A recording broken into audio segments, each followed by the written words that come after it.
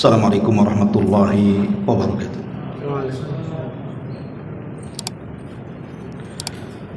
Alhamdulillah wassalatu wassalamu ala Rasulillah wa ala alihi wa sahbihi wa mawalah wa la hawla wa la quwata illa billahi wa ba'd. Alhamdulillah, segala puja dan puji hanya milik Allah subhanahu wa ta'ala. Salawat dan juga salam kita hadiahkan kepada Rasul kita Nabi besar Muhammad sallallahu alaihi wa ala alihi wasallam. Kajian di malam hari ini kita akan membahas tentang 3 kelompok yang dijamin oleh Nabi sallallahu alaihi wasallam bahwa mereka akan masuk di dalam surga. Dan itu tertuang dalam sebuah hadis yang dikeluarkan oleh Imam Abi Dawud pada nomor urut hadis ke-4167 dari hadis Abi Umamah radhiyallahu anhu. Nabi sallallahu alaihi wasallam bersabda, "Ana za'imun bi baitin fi rabadil jannati liman tarakal mirah wa in kana muhiqqan wa bi baitin fi wasatil jannati liman tarakal kadhiba wa in kana mazihan wa bi baitin fi a'lal jannati liman hasuna khuluquhu." Kata Nabi sallallahu alaihi wasallam, aku akan memberikan jaminan satu rumah di tepian sorga bagi seseorang yang meninggalkan perdebatan meskipun dia di atas kebenaran. Dan aku juga menjamin akan dibangunkan satu rumah di sorga di tengah-tengahnya bagi seseorang yang meninggalkan kedustaan meskipun hanya bergurau atau bercanda. Dan aku juga menjamin satu rumah di sorga yang paling tinggi bagi seseorang yang bisa berakhlak dengan akhlak yang mulia. Inilah 3 kelompok yang disebutkan Nabi sallallahu alaihi wasallam, bahwa 3 kelompok ini dijamin akan dibangunkan rumah oleh Allah subhanahu wa ta'ala di sorga atas lisan Rasul. Baik, yang pertama, Nabi mengatakan, "Ana za'imun bi baitin fi rabadil jannah." Aku akan jamin dibangunkan satu rumah di tepian sorga bagi siapa? Liman taraka al-mira wa in kana muhiqqan. Bagi orang yang meninggalkan mira, artinya perdebatan, walaupun dia di atas kebenaran. Apa maknanya? Ma'asyiral muslimin yang dimuliakan Allah subhanahu wa ta'ala, kita tahu bahwa perdebatan dalam Islam itu sangat tercela. Berdebat dalam Islam itu hukumnya tercela. Dan yang dimaksud perdebatan dalam Islam di sini artinya al-mira, ada mira, ada jidal. Harus dibedakan kalau mira dengan jidal itu. Kalau mira, berdebat memang bukan untuk mencari sebuah kebenaran. Kalau jidal terkadang mencari kebenaran, terkadang tidak. Kenapa demikian? Kalau seandainya ada orang yang berdebat di halayak orang ramai, saya akan contohkan satu kisah. Ada seorang ulama bahasa namanya Sibawayh. Itu pernah berdebat dengan Al-Imam Al-Kisai. Itu dua-duanya ulama nahwu, ulama bahasa. Ma'ruf kalau kita belajar ilmu nahwu, selalu 2 ulama itu disebut-sebut, Al-Imam As-Sibawayh dan Al-Imam Al-Kisai. Jadi berdebat di halayak orang ramai. Qadarullah, As-Sibawayh mampu mengalahkan Al-Kisai dengan hujahnya. Setelah terjadi perdebatan ini, Maka Imam Al-Kisai pun kemudian berusaha keluar dari kerumunan orang yang menyaksikan debat itu dengan sembunyi-sembunyi karena malu. Karena malu dia kalah dalam perdebatan. Makanya dia menutup wajahnya, kemudian keluar dengan perasaan sakit hatinya. Dari sini kita tahu bahwa gambaran perdebatan Sibawayh dan Kisai ini, kalau orang kemudian melakukan perdebatan di halayak orang ramai dan orang itu bisa mengalahkan, terkadang yang dikalahkan itu merasa kecil hati, terkadang hatinya juga sedih. Lah sesiapa, kata Nabi SAW, yang dia menjaga hatinya, hati lawan debatnya, dia bisa mengalahkannya. Sebenarnya dia mampu mengalahkan dengan mudah. Tapi karena ingin menjaga hati saudaranya, dia berpura-pura tidak memiliki hujah yang kuat, supaya kesannya itu ya sama-sama. Mungkin tidak ada kalah atau tidak ada menang, ataupun pura-pura kalah, hanya untuk menjaga hati saudaranya. Maka orang yang mampu melakukan seperti ini, inilah yang dimaksud hadis ini. Allah Subhanahu wa ta'ala akan menjamin satu rumah di sorga bagi yang meninggalkan debat walaupun dia di atas kebenaran. Makanya dalam sejarah ada orang namanya Abu Ubaidah Al-Qasim ibn Salam. Abu Ubaidah Al-Qasim ibn Salam rahimahullahu ta'ala itu pernah berdebat dengan Imam Syafi'i dalam perkara kalimat quru dalam ayat Al-Quran, wal mutallaqatu yatarabbasna bi anfusihinna thalathata quru.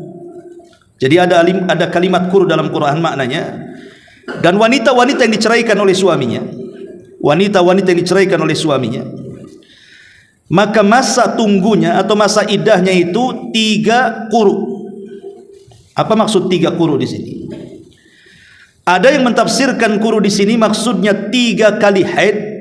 Ada yang mengatakan 3 kali suci dari haid. Jadi kalau ada wanita dicerai dan dia masih mengeluarkan darah haid, maka tidak boleh menikah dengan laki-laki lain sampai dia menghabiskan masa quruknya, masa iddahnya, masa tunggunya. Lah ada yang mengatakan masa tunggu itu 3 kali haid wanita ini baru boleh menikah lagi. Tapi ada yang mengatakan bukan haid tetapi bersih daripada haid. Apa bedanya? Bedanya kalau haid berarti semata-mata keluar darah, ketiga kalinya berarti besoknya sudah bisa menikah dia dengan laki-laki lain. Tapi bagi yang mengatakan suci dari haid, tunggu dulu sampai selesai haidnya, setelah suci baru boleh menikah lagi. Itulah makna quru. Jadi Imam Syafi'i ini dia berpendapat bahwa masa tunggu haid itu, masa tunggu wanita yang ditalak ataupun masa iddah itu 3 kali haid. Itu pendapat Imam Syafi'i. Tapi pendapat Abu Ubaidah Al-Qasim ibn Salam ini, sama-sama ulama di zamannya, pakar fikih ini, dia berpendapat lain bahwa quru di situ bersih dari haid. Terjadilah perdebatan hebat antara Imam Syafi'i dengan Abu Ubaidah Al-Qasim ibn Salam ini. Tetapi kemudian setelah melakukan perdebatan, selesai berdebat, tiba-tiba Imam Syafi'i mengatakan, sungguh aku takjub dengan pendapatmu, dan aku mengakui kekalahan debatku, dan sekarang aku berpendapat bahwa quru dalam ayat itu artinya suci dari haid, sesuai dengan pendapatmu. Tetapi sebaliknya Abu Ubaidah Al-Qasim bin Salam mengatakan, ya Syafi'i, sungguh aku yang kalah, dan aku lebih cenderung kepada pendapat yang engkau berikan bahwa quru di situ artinya haid. Coba bayangkan, setelah selesai berdebat malah Imam Syafi'i mengikuti pendapat Abu Ubaidah Al-Qasim bin Salam, tetapi Abu Ubaidah Al-Qasim bin Salam justru mengambil pendapat Imam Syafi'i. Tukar-tukaran pendapat jadinya kan. Lah kalau debat seperti ini kan enak.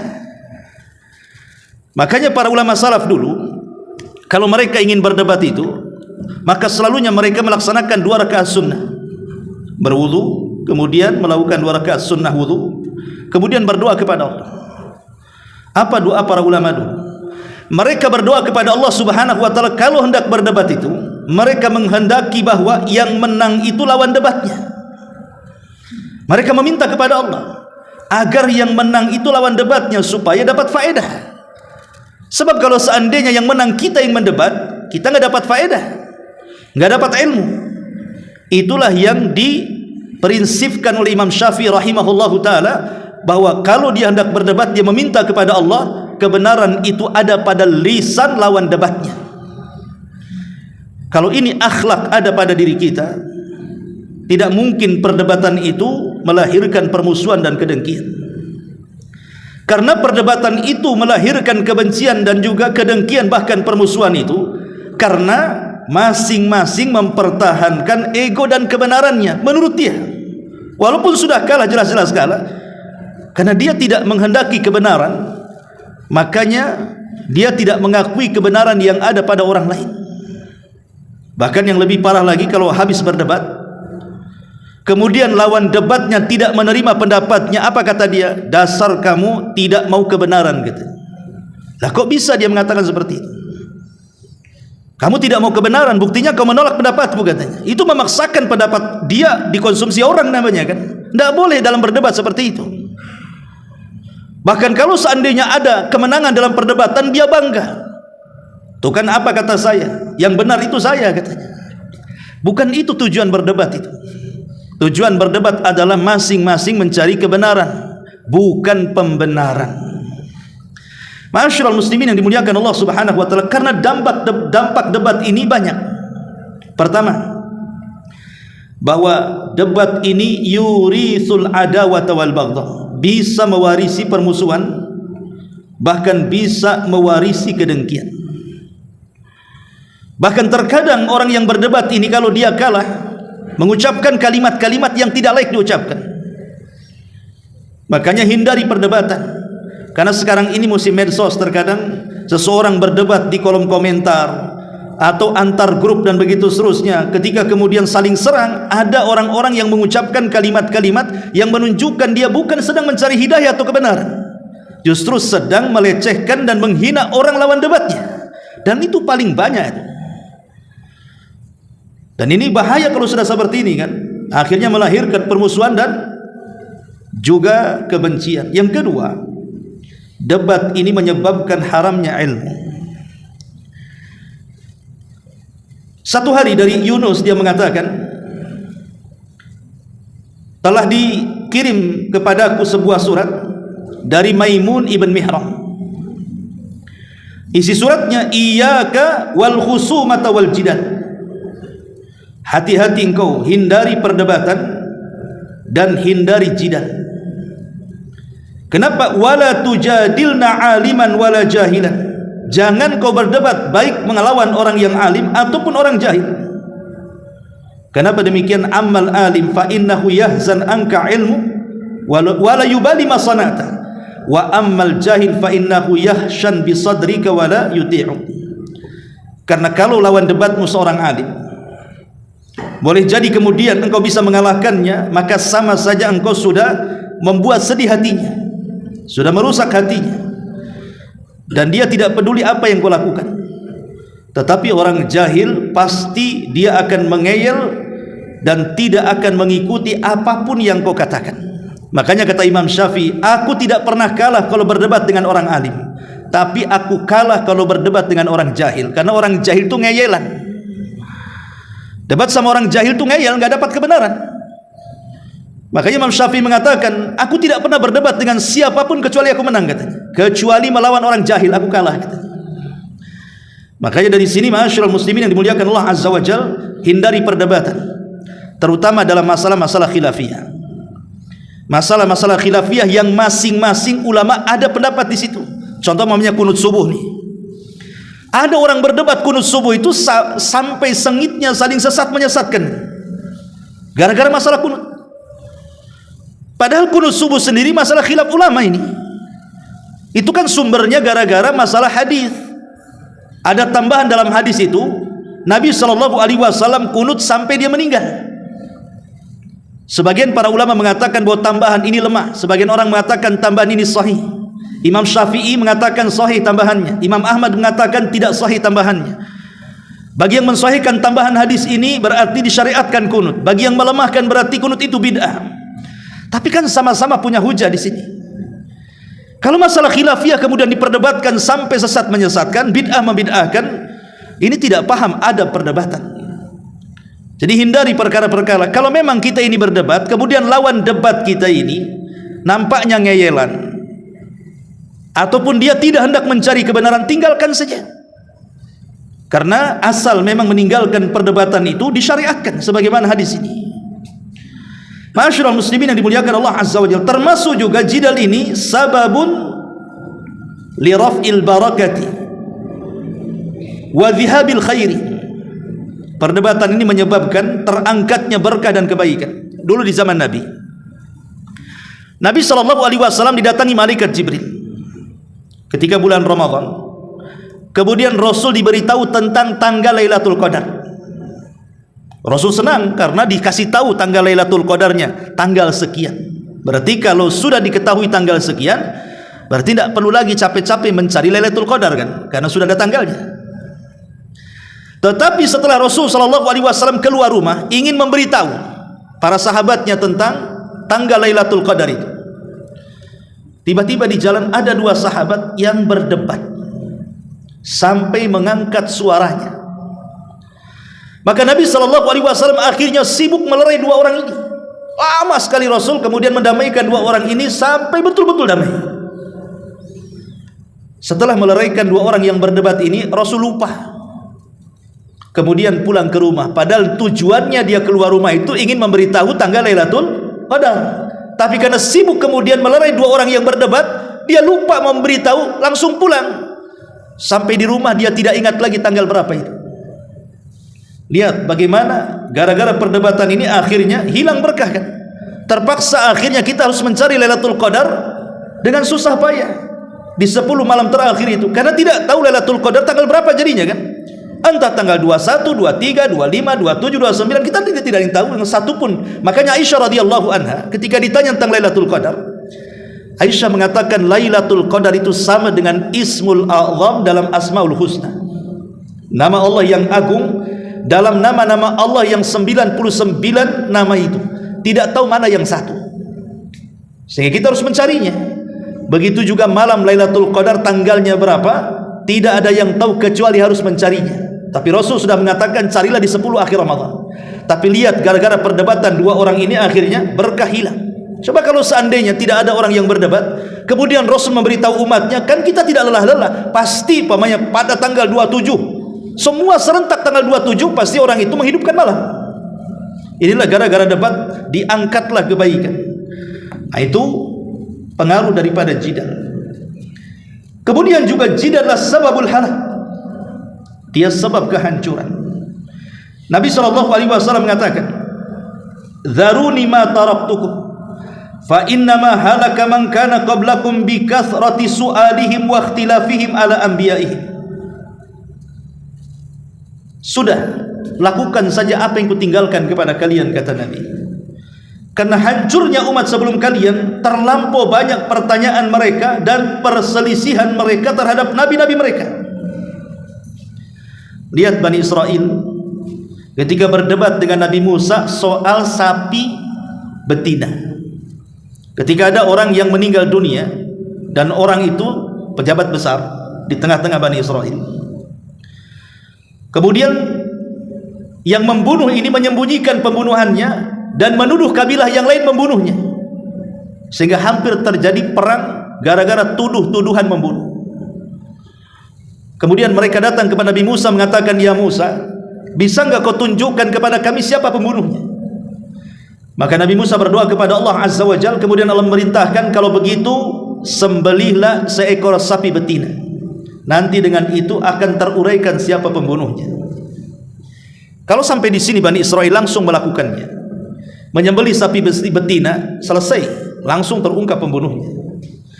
Tapi mereka malah menuduh Nabi Musa ini main-main, seolah-olah kami ini bertanya soal siapa pembunuhnya, kenapa engkau pula meminta kami untuk menyembelih seekor sapi betina? Apa hubungan siapa pembunuh dengan sapi betina ini?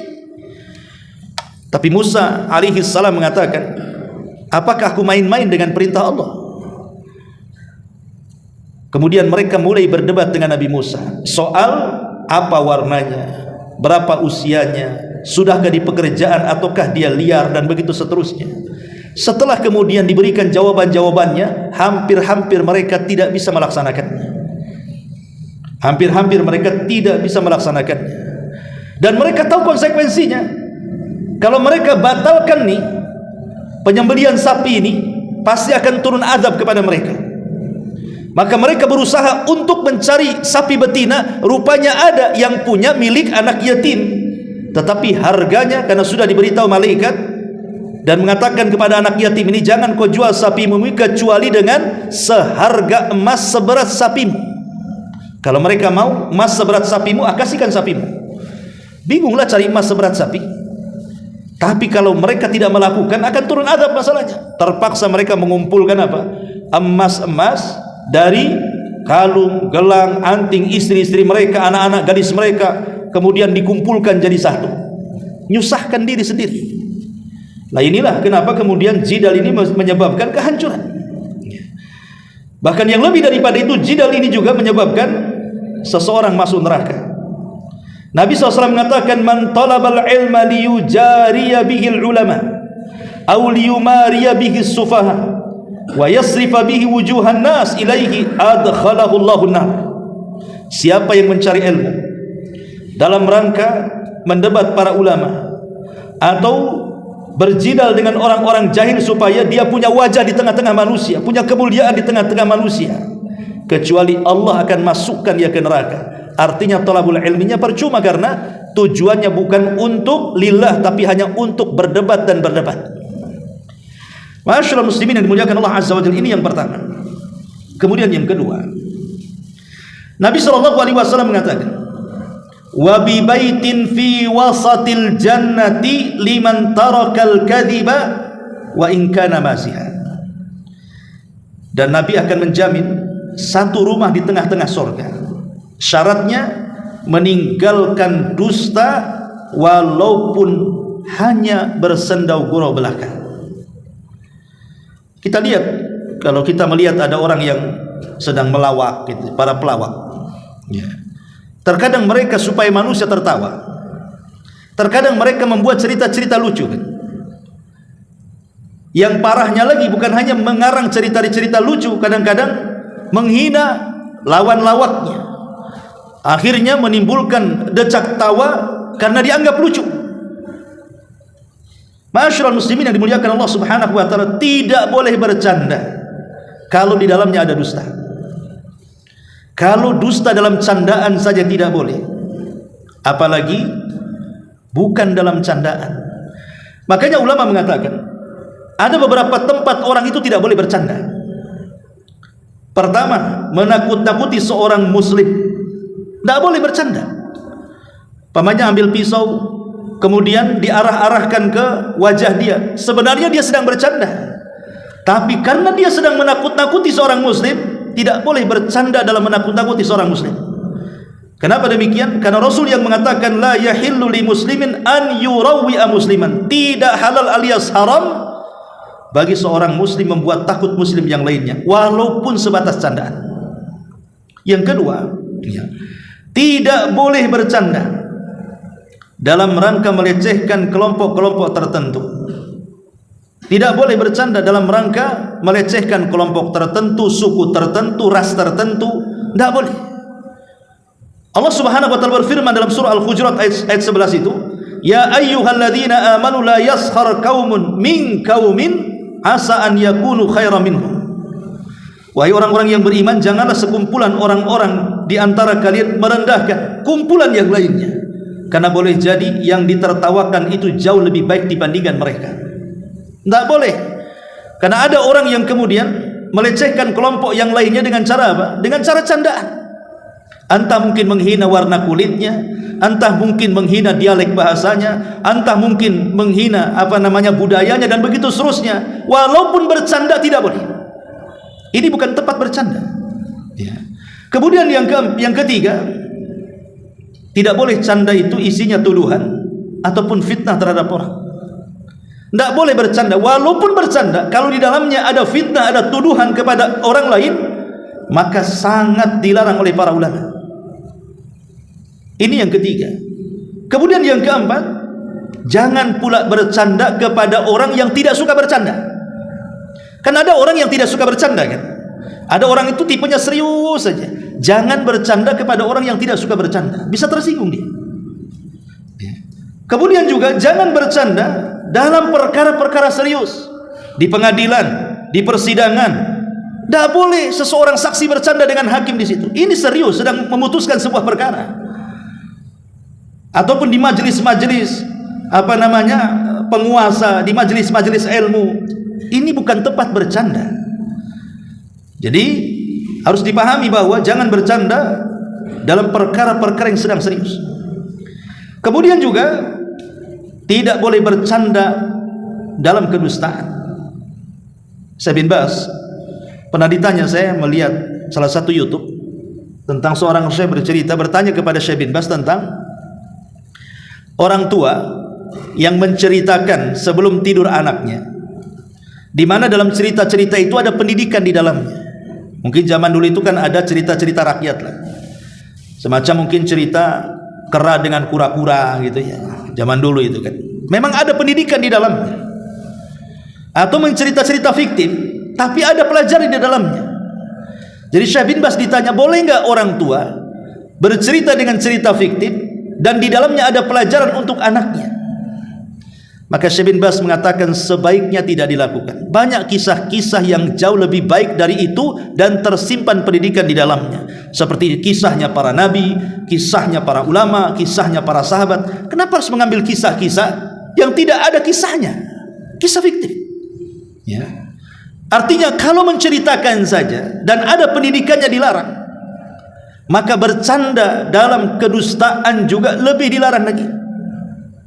Maka tidak boleh, karena dusta itu sendiri adalah dosa besar. Iyyakum wal kadhiba fa innal kadhiba yahdi ilal fujur wal fujuru yahdi ilan nar. Hati-hati jangan berdusta, karena dusta itu mengantarkan kepada perangai keburukan dan keburukan itu pasti mengarah ke neraka. Dusta yang dibolehkan itu cuma 3 perkara saja. Pertama, dalam rangka islah. Ada 2 orang yang bertengkar, kemudian kita hendak mengislah keduanya, terpaksa harus berdusta. Itu dibolehkan karena tujuannya mengislah. Yang kedua, berdusta untuk menjaga darah seorang muslim. Antum punya tetangga, satu muslim satu kafir. Tetangga yang kafir mau membunuh tetangga yang muslim, antum sembunyikan di rumah, kemudian antum katakan tidak ada di sini dia. Berdusta, tapi boleh karena ingin menjaga nyawanya orang muslim.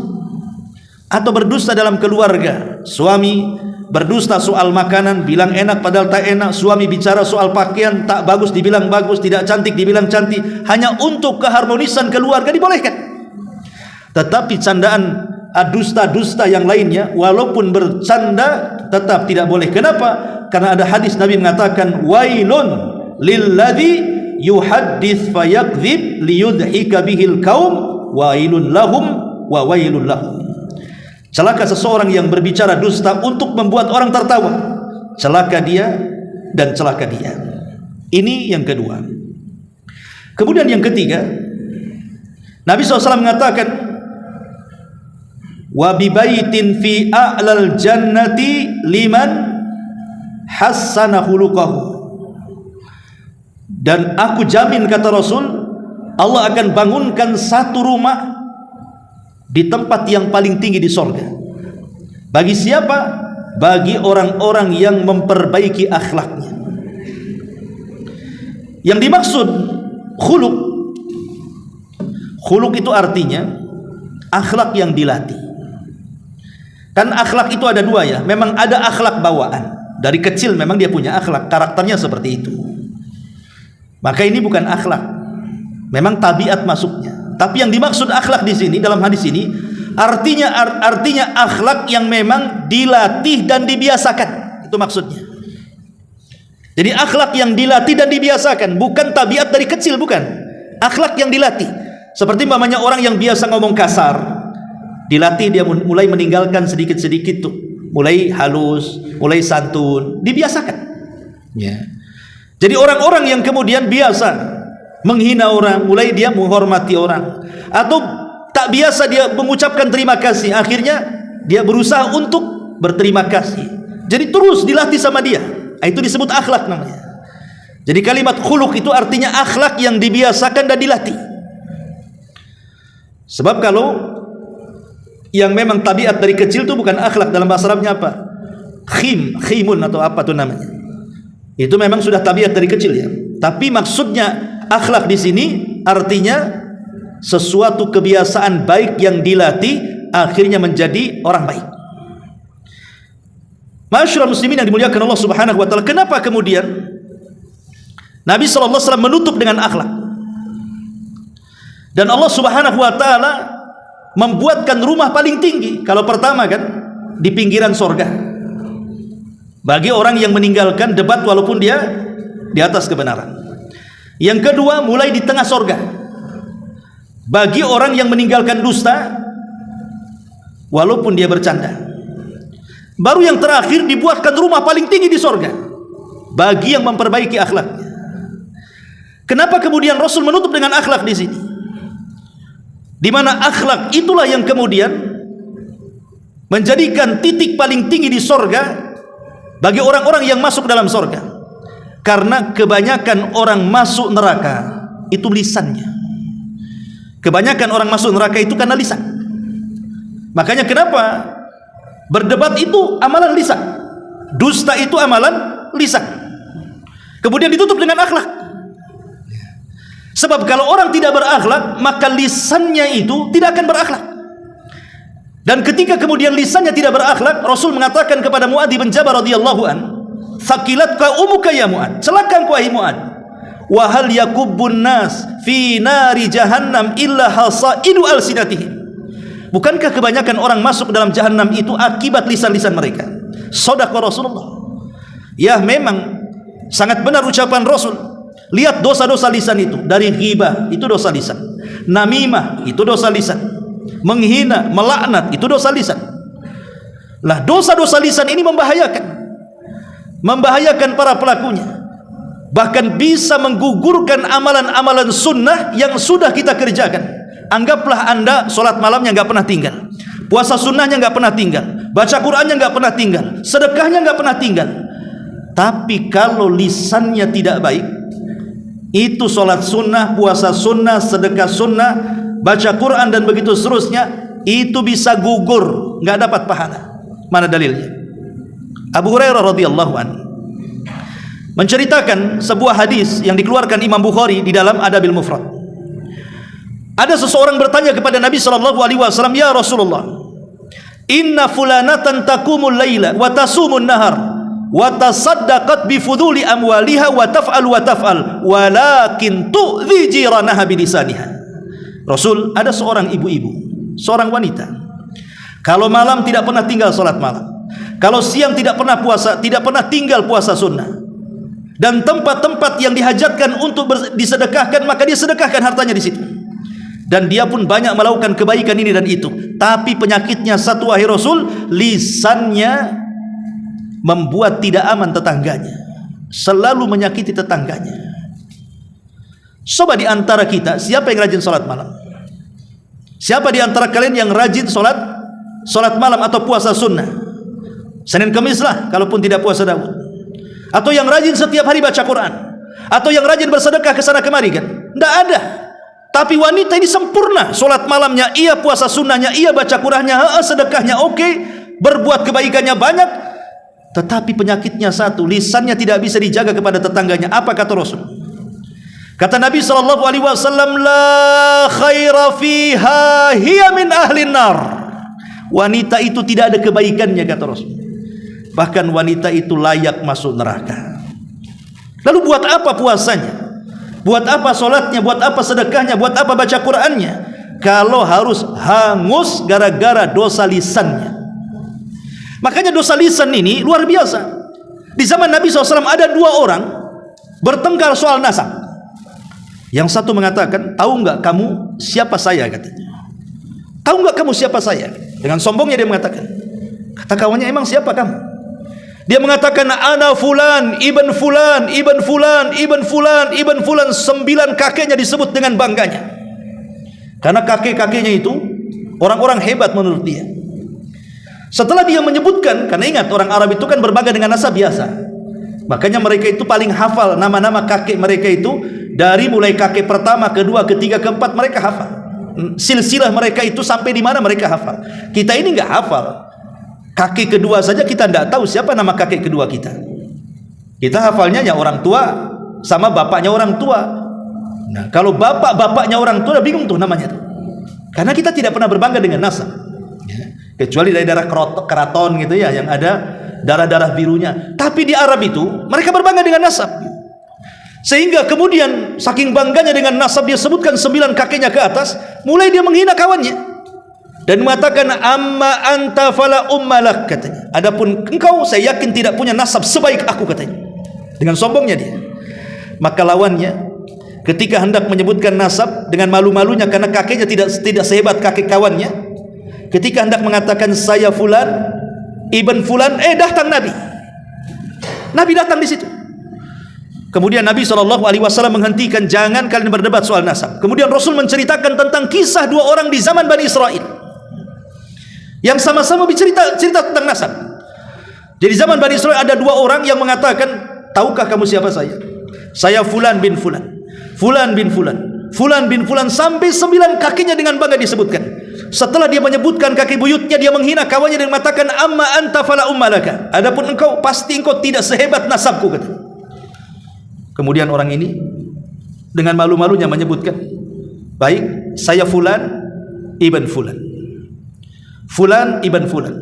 Baru menyebut kakek buyut yang ketiga, mau menyebut kakek buyut yang keempat, dia sadar bahwa kakek buyut yang keempat itu bukan muslim, kafir. Dia tidak mau menyebutkannya. Akhirnya dia ulang, ana fulan ibnu fulan, ibnu fulan, ibnu fulan, ibnul Islam. Yang keempatnya diganti Islam, karena yang keempatnya kafir. Jadi dia mengatakan ana fulan ibnu fulan, ibnu fulan, ibnul Islam, katanya. Allah takdirkan dua-duanya meninggal. Yang pertama berbangga dengan nasab tanpa peduli apakah kakek buyutnya muslim kafir, Allah masukkan ke neraka. Tapi yang kedua, yang dia tidak berbangga dengan kakek buyutnya yang kafir, dia hanya berbangga dengan kakek buyutnya yang muslim, Allah masukkan ke surga. Lihat ikhwatu fiddin, muliakan Allah azza wa jalla, hadis ini sahih ya. Orang ini masuk ke neraka bukan karena zalim, kan? Bukan karena membunuh orang, bukan karena zina, bukan karena menampar, bukan karena mengambil hak orang, enggak. Orang ini masuk neraka gara-gara lisan, hanya menyebutkan saya anak si fulan, anak si fulan, anak si fulan, masuk neraka. Ini kan dosa lisan namanya. Makanya kenapa Nabi SAW dalam hadis ini menutup dengan akhlak, karena akhlak inilah yang kemudian memperbaiki lisan seseorang. Supaya kita ingin masuk surga dan surga yang paling tinggi, maka berakhlaklah supaya lisan kita tidak suka berdebat dan tidak suka berdusta. Gitu maksudnya. Masyarul muslimin yang dimuliakan Allah azza wa jalla. Adapun keutamaan akhlak sendiri, yang pertama, sabab lidukhulil jannah. Sudah jelas, akhlak itu menyebabkan orang masuk surga berdasarkan hadis yang kita baca. Yang kedua, sababun fi mahabbatillahi li abdi. Akhlak itu sebab mendapatkan kecintaan Allah kepada hambanya ataupun kecintaan hamba kepada hamba yang lain. Terkadang begini ikhwatu fiddin, ada 2 orang ya, yang satu sudah mengaji, masya Allah gitu ya, pakai gamis, cingkrang, berjanggut dan begitu seterusnya. Oh, sunnah-sunnah Nabi oke lah secara lahiriah. Tapi kalau ngomong kadang-kadang tidak terkontrol, masih kasar, masih suka mukul istrinya, masih suka mengasingkan diri karena beda kelompoknya, dia tak mau nyapa, tak mau salam, tak mau ngomong, kan gitu. Ini yang satu tidak pernah ngaji, boleh jadi mungkin sholat pun tidak, ngaji pun tidak, kan gitu. Tapi akhlaknya bagus, senyum, suka bantu, pokoknya muamalahnya bagus. Terkadang di mata manusia siapa yang disukai? Yang disukai itu yang bagus akhlaknya, walaupun dia tidak ngaji, walaupun tidak sholat, walaupun tidak melakukan ibadah. Itu terkadang ya, itu maksudnya di mata manusia ya. Apalagi kalau seandainya sudah bagus akhlaknya, bagus pula ibadahnya, maka sempurnalah hidupnya. Makanya kenapa Nabi SAW mengatakan, idza ja'akum man tardawna dinahu wa khuluquhu fazawwiju. Kalau ada laki-laki datang melamar putrimu, baik agamanya, baik akhlaknya, nikahkan segera. Sebab kalau tidak, hancur anakmu nanti. Lihat Rasul mengatakan apa? Baik agama dan akhlak. Berarti agama dan akhlak ini tidak bisa dipisahkan. Sebab kalau seandainya hanya bagus agamanya saja tapi tidak bagus akhlaknya, ada kekurangan dalam hidupnya. Ataupun sebaliknya, bagus akhlaknya tapi kurang bagus agamanya, ada kekurangan dalam hidupnya. Tapi kalau bisa menggabungkan agamanya oke, akhlaknya iya, mantap tuh. Berarti dia sempurna kehidupannya. Ma'asyiral muslimin yang dimuliakan Allah Azza wa Jalla, ini yang ketiga. Yang keempat, akhlak ini bisa memberatkan timbangan. Ma min syai'in athqal fil mizani min husnil khuluqi, kata Rasul. Tidak ada sesuatu yang mampu memberatkan timbangan kelak pada hari kiamat melebihi baiknya akhlak. Dan baiknya akhlak itu ada pada 5 tempat. Orang dikatakan baik. Baik akhlak itu ada di 5 tempat. Pertama, kata para ulama, talaqatul wajhi indal liqa. Wajah yang tidak menyeramkan ketika berjumpa dengan saudaranya. Artinya wajah yang menyenangkan, senyum, kata-katanya santun, matanya sayu tidak melotot gitu ya. Kemudian wajahnya juga menghadap kepada orang yang diajak bicara, walaupun yang diajak bicara itu mungkin lebih rendah dibandingkan dia. Itu namanya talaqatul wajhi. Karena Nabi SAW mengatakan, la tahkirana minal ma'rufi syai'an walau an talqa akhaka biwajhin talqin. Jangan remehkan sekecil apapun kebaikan, walaupun hanya berjumpa dengan temanmu, dengan saudaramu, dengan wajah yang menyenangkan. Yang kedua, thayyibul qawli, lisan yang dijaga sehingga tidak menyayat hati manusia. Karena sering saya katakan, ikhwan, terkadang kalau kita ini ngomong kasar sama orangnya, terkadang kita sendiri yang ngomong menyesal. Kenapa tadi saya ngomong begitu? Kenapa saya ngomong kasar sama dia? Terkadang seperti itu kan. Kalau kita ini terlampau kasar ngomongnya, kita yang ngomong sendiri terkadang menyesal. Kenapa sih tadi ngomong begitu? Itu kita yang ngomong itu. Yang dengar sakit hati. Kenapa dia mengatakan saya begini-begini? Awas saja dia. Itu yang diajak bicara sakit hati. Yang mendengar orang-orang sekitarnya mencaci maki. Siapa orang itu kasar sekali? Kan begitu kalau orang kasar ngomongnya kan. Kita yang ngomong menyesal, yang diajak ngomong juga sakit hati, orang-orang di sekitar yang melihat pun mengutuk kita. Nah itulah makanya. Tapi coba sebaliknya. Kalau kita ini ngomongnya halus, santun, bagus, yang ngomong saja senang karena kita tidak ada beban menyakiti orang. Yang diajak ngomong hatinya juga lembut, senang, pengen bicara dengan dia lagi, pengen ngobrol dengan dia lagi. Orang-orang di sekitarnya pun muji, Masya Allah, orang itu santun kali. Nah ini makanya ini bagian daripada akhlak thayyibatul qaul namanya ya. Nabi SAW mengatakan wal kalimatu thayyibatu shadaqatun. Kalimat yang baik itu bagian daripada sedekah. Yang ketiga, kaful adha. Kaful adha. Artinya kaful adha di sini jangan sampai mendatangkan madarat kepada orang lain. Jangan sampai mendatangkan keburukan kepada orang. Naruh sampah. Ya memang betul sampah itu depan rumah kita, tapi itu sampah basah, baunya ke tetangga ya. Lah ini kan masalah kan. Apalagi kalau sampahnya jelas-jelas diletakkan depan rumah tetangga pula kan, itu kurang ajar namanya. Yang jelas-jelas saja kita letakkan di depan rumah kita, tapi kalau baunya ke tetangga, itu sama nggak punya akhlak namanya. Atau naruh motor asal-asalan gitu ya, parkir depan rumah tetangga. Atau punya pohon mangga di depan rumah, giliran panen kita yang ambil buahnya, giliran nyapu tetangganya yang nyapu bersih tuh daunnya. Ini kan masalah ya, ya. Nah ini contoh-contoh. Maka akhlak itu jangan sampai membawa madarat kepada orang lain. La dharara wa la dirar. Baik dengan lisan kita atau dengan perbuatan kita. Al muslimu man salimal muslimuna min lisanihi wa yadihi. Seorang muslim itu kalau muslim lainnya selamat dengan lisan dan tangannya. Yang keempat, tahammul adza an-nasi. Maafkan ya, jangan membalas. Kalau disakiti manusia jangan membalas sebisa mungkin ya. Pamannya ada saudara kita menyakiti kita dengan lisannya, kalau kita balas lisan dengan lisan, maka tidak bisa dibedakan mana yang berakal mana yang gila. Supaya dibedakan sama-sama, oh dia tidak berakal, saya jangan sampai dia tidak berakal.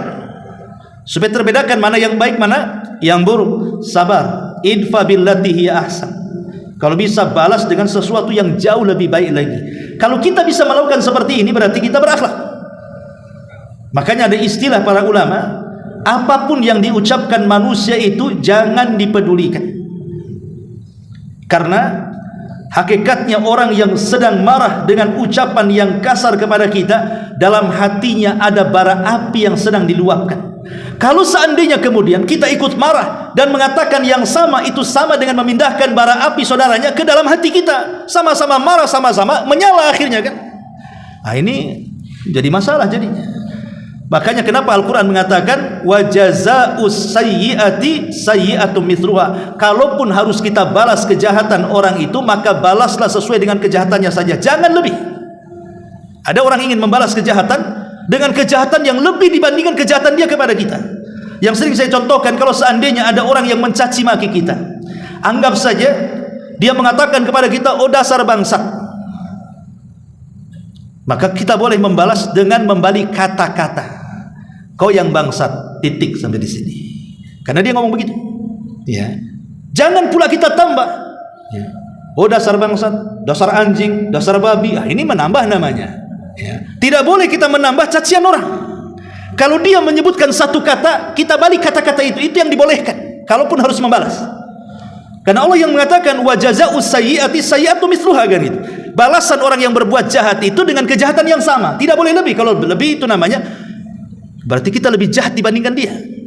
Maka kenapa kemudian tahammul adza ini bagian daripada akhlak. Dan yang terakhir, al-ihsan ilan nas ma'a isaatihim, berbuat baik kepada manusia padahal mereka sudah berbuat jahat kepada kita. Kalau ini bisa dilakukan, luar biasa. Lihat Abu Bakar Siddiq radhiyallahu anhu. Sudah jelas-jelas Mistah ini, Ibn Utsatha ini memfitnah Aisyah berzina dengan Safwan, padahal ini adalah berita hoax yang ditimbulkan orang-orang munafik. Sementara Mistah Ibn Utsatha ini setiap hari yang ngasih rumah Abu Bakar, yang ngasih uang bulanan Abu Bakar, makan ikut Abu Bakar. Ketika terjadi fitnah Aisyah, ikut-ikut memfitnah dia. Siapa yang tidak sakit hati? Abu Bakar manusia sakit hati juga. Tapi kemudian turun ayat, tidak boleh seseorang bersumpah padahal dia punya kekayaan untuk tidak memberi makan kepada kerabatnya. Bukankah Allah ingin mengampuni dosa-dosamu? Maka kemudian setelah turun ayat ini, wala ya'tali ulil fadli minkum wasa, ila akhir ayat itu, maka Abu Bakar kemudian meredam marahnya dan dia berjanji kepada Allah, dia ingin memberikan nafkah lagi kepada Mistah 2 kali lipat dari sebelumnya. Bisa seperti Abu Bakar? Tidak ada. Kalau kita ini merawat saudara kita, tahu-tahu saudara kita memfitnah kita, bisa diusir sama kita dari rumah. Ngapain aku rawat kau, katanya, pergi sana.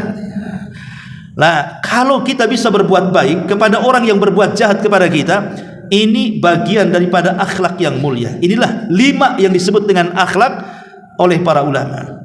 Ma'asyiral muslimin yang dimuliakan Allah Subhanahu wa taala. Dan yang terakhir tentunya akhlak adalah alamah ala kamalil iman. Akhlak itu alamat yang menunjuk tentang kesempurnaan iman. Rasul mengatakan akmalul mu'minina imanan ahsanuhum khuluqa. Sesempurna-sempurna iman seorang mukmin adalah yang paling baik akhlaknya. Wallahu a'lam bishawab. Inilah yang bisa sampaikan, mudah-mudahan manfaatnya. Subhanallah bihamdika asyhadu an la ilaha illa anta astaghfiruka wa atubu ilaik. Allahu ta'ala alam. Assalamualaikum warahmatullahi wabarakatuh.